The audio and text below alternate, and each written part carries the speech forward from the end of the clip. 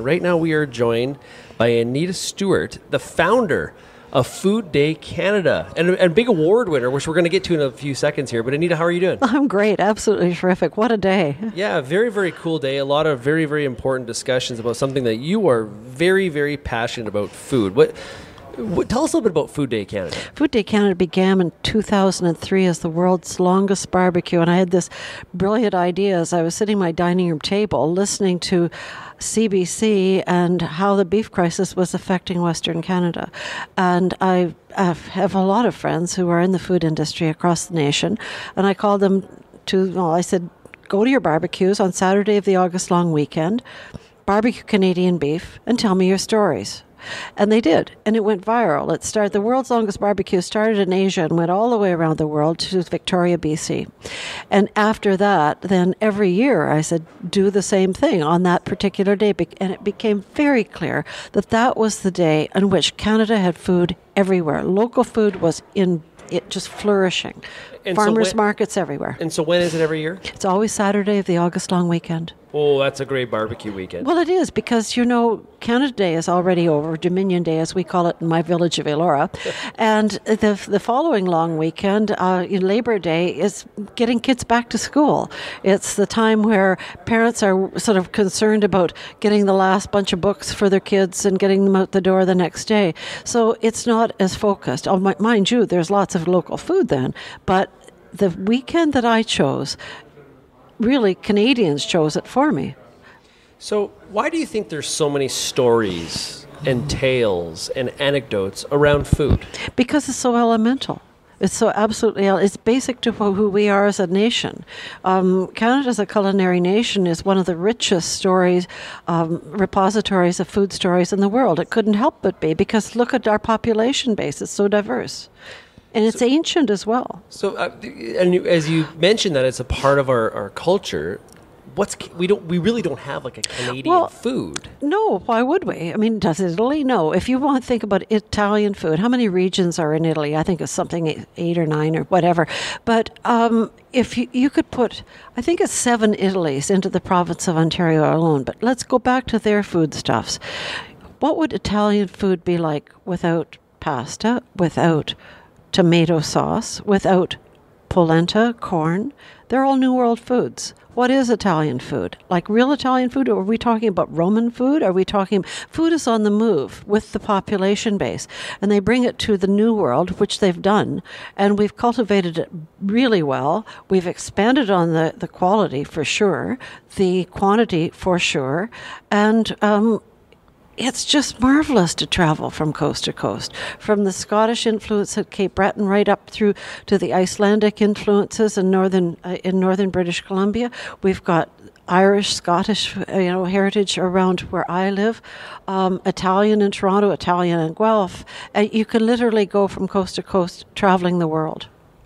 Food is so interesting. You mentioned how it's on the move. And yes. I think that is very, very yes, true. Yes, it is. What we would see maybe at a restaurant. We're in Gatineau right now in Quebec. If we were to go to a restaurant, what we see there may be different than we would have saw maybe 15, 20 years ago. Food is always evolving and changing. And yes. And I think people are so curious about food. Yeah, and I think it's interesting that you mentioned Gatineau, because Quebec is really probably it is the region in Canada that has been most cognizant of its own food culture, harking right back to, sovereignty and the fact that they understood that without a really solid agricultural base, they wouldn't be able to become a nation that they were wanted to become so many years ago.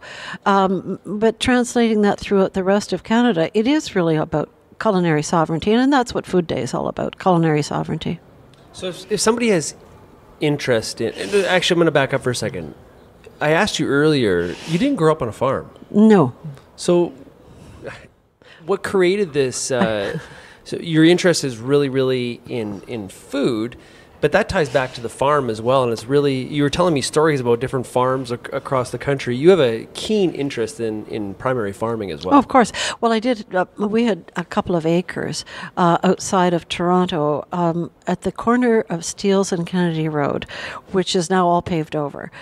We had a little market garden, if you would. My mom was a teacher. My father passed away, so to earn a little extra money, we sold vegetables at the side of the road. That's about as close as I got.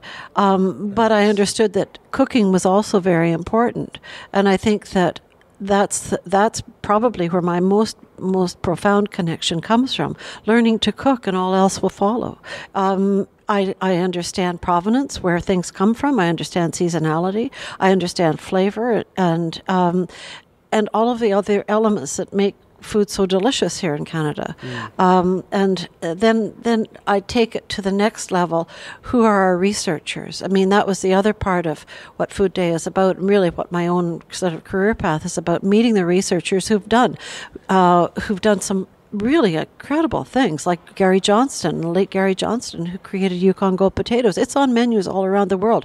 They dug the first hill about 20 kilometers from where I live. Well, think about travel. When we say that, hey, I'm going to take a trip to England, or I'm going to take a trip to, like you mentioned, Italy, or I'm going to Cuba.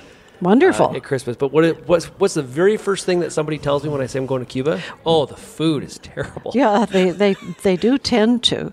Right. So but food is such a point of reference, even when we're doing something like a holiday. Absolutely, without question. And I said, it's who we are. So you won the Dinner Bell Award last night here at the banquet. Tell us a little bit about that. Well, it's the inaugural award, and I suppose in one way, I mean, it's the Centre for Food Integrity's way of honoring what I do in a very different space, because I tend to work with restaurants and consumer groups across Canada. It all sounds very formal, but it's not. I mean, I celebrate food. That's what it's all about. And they've known me for a long time. So that's really, I think, probably why the award was given, but I don't know. I'll find out. Well, congratulations. Thank you. It was great to meet you, and keep doing the great work that you're doing, trying to connect agriculture, food, and the consumer. From Ottawa today, I'm flying out to Vancouver to do a self-guided food tour of that city, because I need to get out there and meet some of the chefs who are on the ground running there too. So for literally this year, I've been across the country, Wolfville, Nova Scotia, right through to Vancouver several times, 4 times now. Awesome. Yeah, it's great. I think I want your job. I like my job. I do too. It sounds awesome. Well, you see, I've got 4 sons, and I will just digress a little bit. 3 are chefs. So, so the 2 on Vancouver Island are chefs, and I go fishing with one of them. Nice. So it's not a bad life. Well, Anita, thank you very much for joining us here. Thank you. I appreciate it. Thank you, and all Shaun. the best to you. God bless.